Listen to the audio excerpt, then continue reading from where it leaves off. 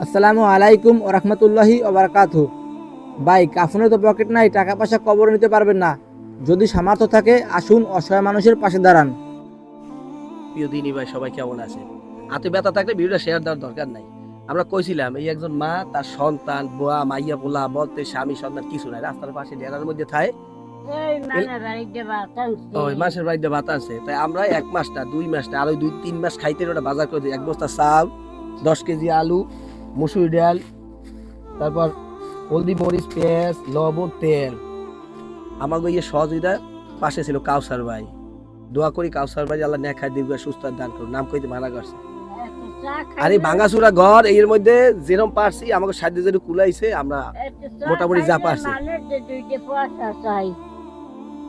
চা খাইলে হ্যাঁ বলে মানুষের দ্বারা 2টা পয়সা চায়। তাই আল্লাহ তাআলা কারে কোন জায়গা কি অবস্থা কেউ কইতে না ভাই। সবার কাছে অনুরোধ রইল ভিডিও বেশি বেশি শেয়ার দেবেন। আর যদি কেউ এভাবে দান করতে চান তাহলে বিকাশ নাম্বার দেওয়া আছে, আমাকে লাগে যোগাযোগ করেন ভাই।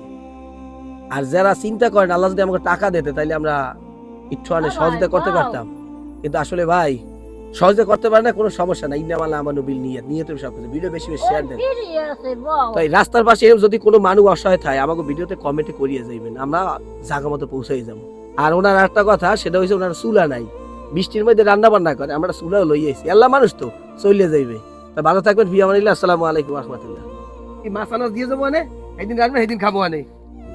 ঠিক আছে, গেলাম। হ্যাঁ, আমরা কেমন কথা আবার মাঝে সাথে যাবো আনে।